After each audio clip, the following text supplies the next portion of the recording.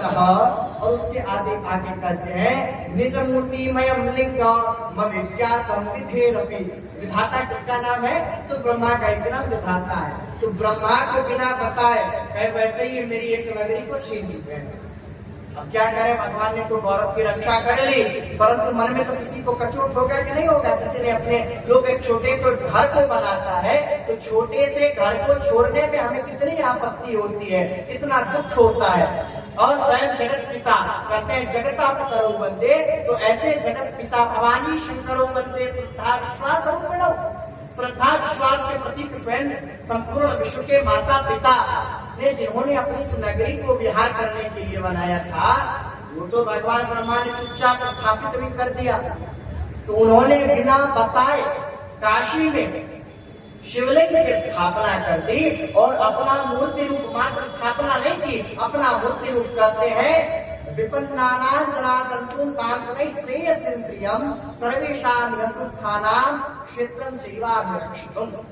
अर्थात उन्होंने रक्षणार्थ यहाँ पर भगवान ने अपनी मूर्ति में अद्भुतेश्वर शिवलिंग को स्थापित कर दिया और भगवान मंदार पर्वत की ओर चल पड़े।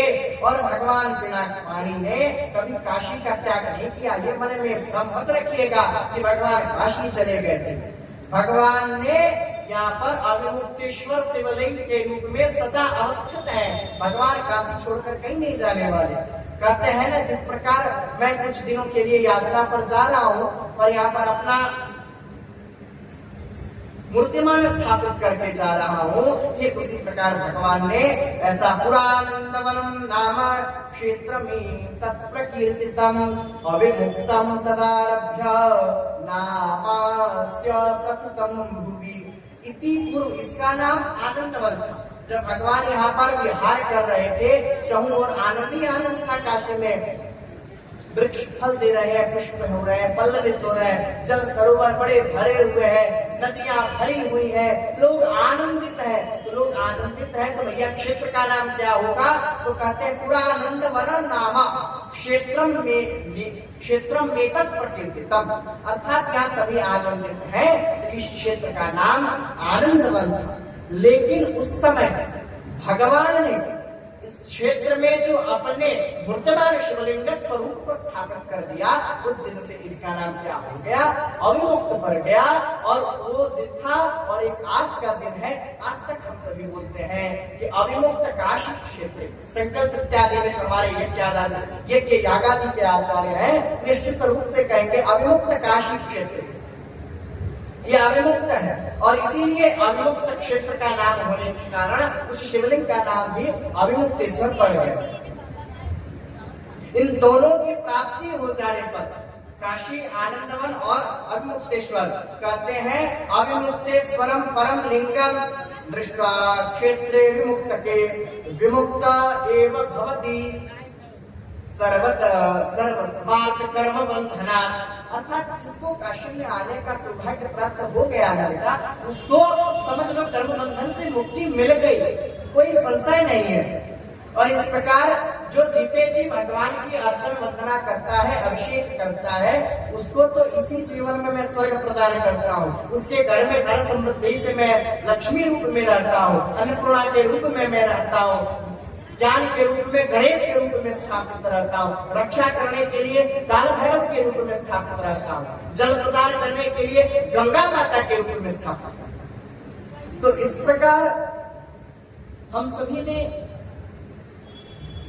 अविमुक्तेश्वर नाम इसका क्यों पड़ा और इस क्षेत्र का नाम अविमुक्त क्यों पड़ा, तो इस कथानक को जाना।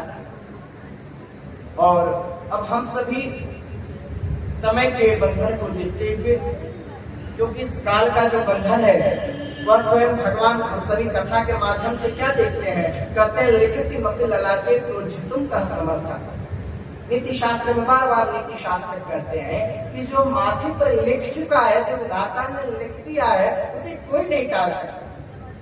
स्वयं भगवान शंकर को कुछ वहां तक तो ज्ञात नहीं था जो ऐसी ये सब खेला हो चुकी है, क्रीड़ा भगवान ब्रह्मा ने कर दिया है, आशीर्वाद दे दिया, अभिषेक कर दिया, देवता स्वर्ग जा चुके, अब थोड़ी देर में मुझे भी मंदार पर्वत पर आना पड़ेगा। क्या भगवान को पता था? नहीं पता। परंतु काल का बंधन यह हुआ कि काल से कुटिलागति, काल की गति बड़ी कुटिला होती है। वो बात अलग है कि भगवान ने अपनी बुद्धिमत्ता से यहाँ अविमुक्त क्षेत्र में अविमुक्तेश्वर के रूप में स्थापित हो गए, परंतु भगवान को भी कुछ क्षणों के लिए मंदार पर्वत जाना पड़ा। और यहाँ महाराज देवोदास संपूर्ण सृष्टि का ठीक उसी प्रकार पालन करने लगे जिस प्रकार एक माता नवजात शिशु का करती है। और हम सभी ने आज की कथा में यहाँ तक जाना कि महाराज देवोदास स्थापित हो चुके हैं, प्रतिष्ठित हो चुके हैं। अब हम सभी कल की कथा में यह जानेंगे महाराज देवोदास के संपूर्ण प्रसंग को जानते हुए कल हम सभी महाराज देवोदास के प्रसंग का तो स्मरण करेंगे ही, श्रवण करेंगे ही। साथ में महाराज देवोदास जब आप संपूर्ण विश्व को चलाने लगे, ठीक है आप चलाने लगे, परंतु अब भगवान का मन बड़ा विचलित हो रहा था। अपने घर से दूर एक बच्चे का मन किस प्रकार विचलित होता है, माता से दूर एक नवजात बच्चे का मन किस प्रकार विचलित होता है, ठीक उसी प्रकार भगवान शंकर का मन विचलित होने लगा। इसके लिए काशी से दूरी के लिए। इसलिए हम सभी कल बहुत अच्छी कथा, आनंद आएगा आप सभी को। और यह देखकर मुझे आनंद आ रहा है कि परीक्षित रूप में आप सभी बिना कौतूहल के इस कथा का श्रवण कर रहे हैं। और अविमुक्तेश्वरम लिंगम भुक्ति मुक्ति प्रदायकम, अर्थात यह जो अविमुक्त क्षेत्र है यह भुक्ति भी करती है और मुक्ति भी प्रदान करती है। अर्थात जीते जी संपूर्ण धरती में निवास करने वाले मनुष्यों को बड़े भोग प्रदान करती है, और जब भोग की पूर्ति हो जाती है तो मोक्ष भी प्रदान करती है। यह काशी क्षेत्र ही प्रदान करती है।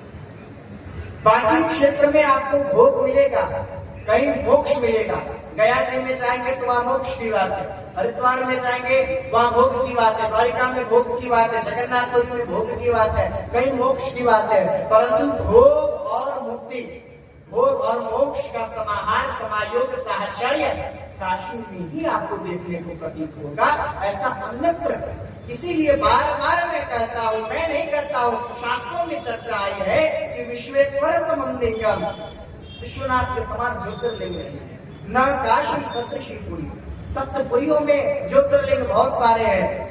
शिव कथा में हम सभी ज्योतिर्लिंगों की एक से एक कथाओं का श्रवण करते हैं। वैद्यनाथ की कथा है, केदारनाथ की कथा है, रामेश्वरम की कथा है, परंतु बाबा विश्वनाथ नाम में ही छुपा है, संपूर्ण विश्व के नाथ है।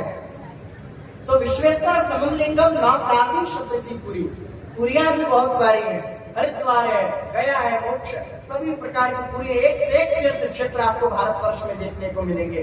जगन्नाथपुरी है, परंतु काशी के समान आपको पुरी देखने को मिलेगी। और मणिकर्णिका समुद्र, जहाँ पे भगवान शंकर का कौतूहल, भगवान नारायण के कहते हैं पंचवर्ष सहस्त्रम, अर्थात 50,000 वर्षों तक नारायण के वहां तपस्या कर लेने से जो कौतूहल उत्पन्न हुआ, जो आंदोलन हुआ, उस आंदोलन से, उस कौतूहल से भगवान का मणिकुंडल कान का गिर पड़ा तो मणिकर्णिका हुआ। और भगवती जगत जननी त्रिपुर सुंदरी मां सती की भी मणिकर्णिका से इस क्षेत्र का नाम मणिकर्णिका हुआ, क्योंकि जहाँ शिव है वहाँ शिवा का होना स्वाभाविक है। हम सभी कहते हैं ना, मंदार माला कुंता लताये कपाल माला शेखराय और दिव्यांबराय श्रुतिगंबराय। भगवती का स्वरूप दिव्य स्वरूप है, वो त्रिगुणात्मिका है, सर्वतंत्रात्मिका है, सर्वसंहारात्मिका शक्ति है। उस संपूर्ण विश्व की त्रिपुर सुंदरी भगवती जगत जननी विशालाक्षी भगवती है, और साथ में संपूर्ण विश्व के सृष्टिकर्ता, निग्रह करता, अनुग्रह करता, पंच तन्मात्राओं का अधिष्ठाता स्वयं शंकर भी है। इसीलिए कहते हैं नमः शिवाय, नमः शिवाय। जहाँ शिवा है वहाँ शिव का होना स्वाभाविक है, और जहाँ शिव है वहाँ शिवा का होना स्वाभाविक है। और काशी की सबसे बड़ी विशेषता है, कथा के समापन में करते हुए एक मुख्य बिंदु को मैं स्थापित कर दूं कि काशी नगरी में ध्यान से आप सभी देखिएगा कि नारायण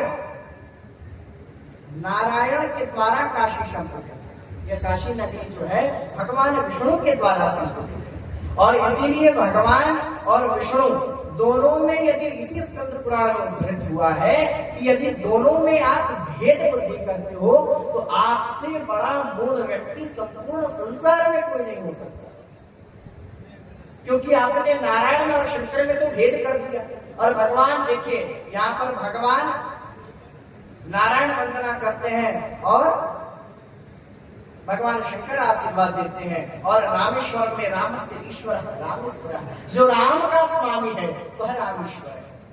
वहां भगवान ने स्वयं शंकर को स्वामी बना दिया। अर्थात इसी प्रसंग में आया है कि पुरुषोत्तम मास चल रहा है, योगेश्वर का मास, योगेश्वर का मास चल रहा है। योगेश्वर कौन है? ऋषिकेश है, मधुसूदन है, नारायण है।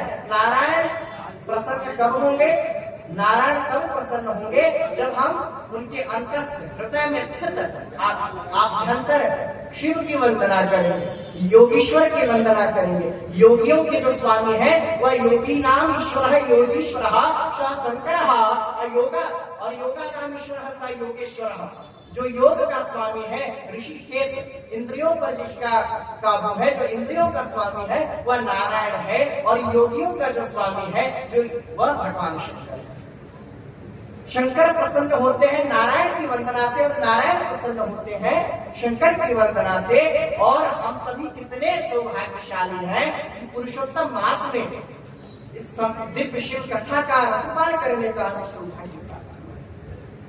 तो आइए हम सभी आरती से पूर्व अपने मुख की शुद्धि करते हुए कथा समापन से पूर्व भगवान नाम से कीर्तन करते हैं, क्योंकि भगवत पाद बारंबार हमारे पूज्य को देव कहते रहते हैं। और गीता में भी उद्धरण हुआ है कि ऊर्ध्वमूल मध्य शाखा मत्सम प्राहुरव्ययम् छंदांसि यस्य प्राणी यस्तम वेदसो वेदवेत्। अर्थात संपूर्ण सृष्टि के कर्ता धर्ता पंचभूत पंच परमात्राओं के अधिष्ठाता नारायण की वंदना मनुष्य को पुरुषोत्तम मास में निश्चित रूप से करनी ही चाहिए, वो किसी भी प्रकार से हो। तो आइए बोलिए श्रीमन्नारायण भगवान की श्रीमन्नारायण